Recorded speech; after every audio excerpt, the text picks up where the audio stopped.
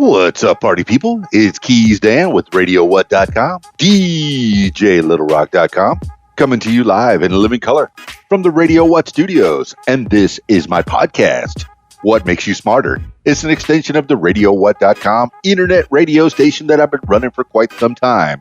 And if you need DJ services, where do you go? DJLittleRock.com. Check availability and get a free price quote. And maybe you can have me at your next event. Maybe. I hope so. I like to play for the people. If you would like to tell your story, I encourage you to check out my other podcast, What Makes You Famous. Find it everywhere using the hashtag What Makes You Famous. But for today, let's learn together on what makes you smarter. Now, on with the show.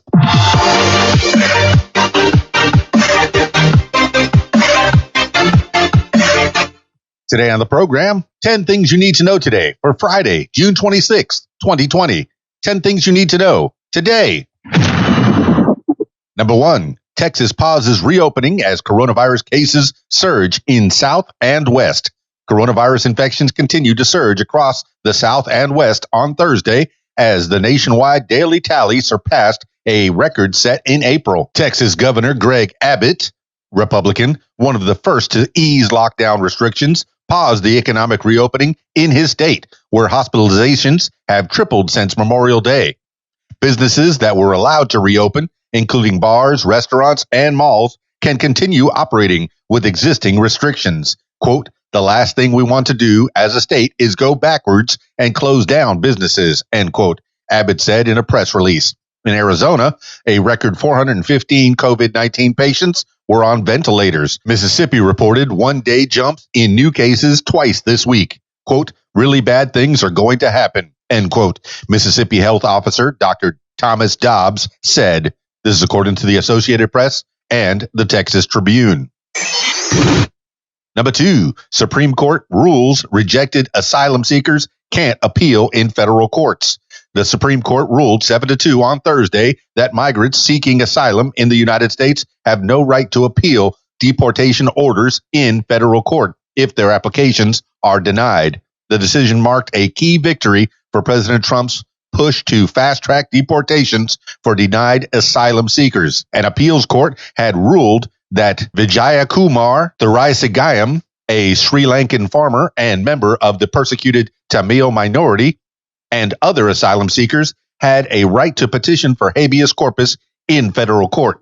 Writing for the Supreme Court majority, conservative Justice Samuel Alito said that the rights of habeas corpus and due process don't require a review by a judge of those denied in their initial asylum screening, where applicants must prove a, quote, credible fear, end quote, of persecution. This is according to the Supreme Court and NPR. Number 3, CDC. True number of coronavirus infections could be 10 times higher. The United States has confirmed more than 2 million cases of COVID-19, but the true number might be about 10 times higher, the CDC says. Quote, "Our best estimate right now is that for every case that is reported, there are actually 10 other infections," end quote, said Dr. Robert Redfield, director of the Center for Disease Control and Prevention. If this estimate is accurate, that would mean there have been more than 20 million cases of COVID-19 in the U.S., as about 2.3 million cases have been confirmed. Health officials have long said that the official number of confirmed COVID-19 cases is likely an undercount. Dr. Anthony Fauci, head of the National Institute of Allergy and Infectious Diseases, has also said the COVID-19 death toll, which is currently more than 120,000, is, quote, almost certainly, end quote, higher. This is according to NBC News and Reuters. Number 4, poll. Biden leads Trump in 6 battleground states. Former Vice President Joe Biden is leading among registered voters in 6 key battleground states. Trump won in 2016, according to a poll from the New York Times and Siena College. Biden is up by double digits in Michigan, Pennsylvania, and Wisconsin, and between 6 and 9 percentage points in other states, Arizona, Florida, and North Carolina.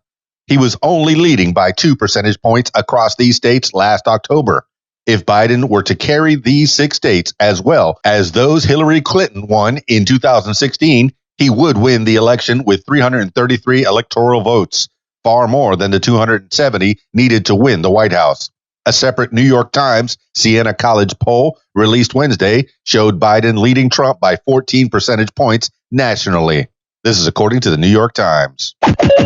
Number 5, jobless claims of 1.48 million exceeded expectations. Another 1.48 million Americans filed initial applications for employment benefits last week, the Labor Department reported Thursday.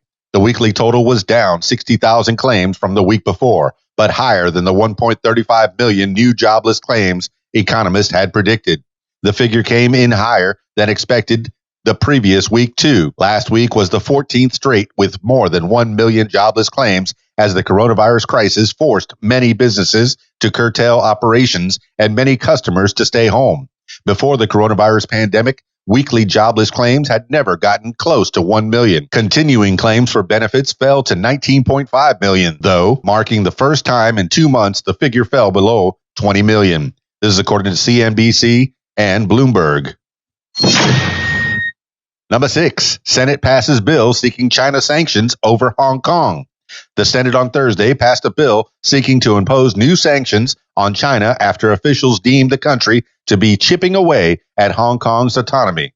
The bipartisan legislation, pushed by Senators Chris Van Hollen, Democrat Maryland, and Pat Toomey, Republican Pennsylvania, came after China introduced a new national law critics warned would roll back Hong Kong's semi-autonomous status, which the former British colony has had since returning to Chinese rule. Quote, they are taking away the rights of the people in Hong Kong, end quote, Van Hollen said. The unanimous vote on the bill, which still the House has yet to approve, came after tweaks were made to satisfy the White House, which has been cool to new sanctions as it tries to preserve President Trump's trade deal with Beijing. This is according to The Hill and Politico. Number 7, GAO. Federal government sent stimulus checks to 1.1 million dead people. The federal government sent nearly $1.4 billion in coronavirus stimulus payments to 1.1 million dead people. The U.S. Government Accountability Office reported Thursday. The GAO, Congress's independent watchdog agency, released a finding in a report on the $3 trillion in coronavirus relief Congress approved in March and April. The news of checks sent to the dead was expected to fuel resistance among some Republican lawmakers to another round of direct relief payments. The GAO said the mistakes occurred as the Treasury Department and the Internal Revenue Service rushed to send out 160.4 million payments totaling $269 billion under the CARES Act to counter economic damage as the coronavirus crisis shut down much of the economy. This is according to the Washington Post. Number 8, judge rejects Trump family bid to block niece's tell-all book. Judge Peter J. Kelly of the Queens County Surrogate Court in New York on Thursday dismissed a bid by President Trump's younger brother, Robert Trump, to block publication of a tell-all book by the president's niece, Mary Trump. Kelly said he didn't have jurisdiction over the dispute.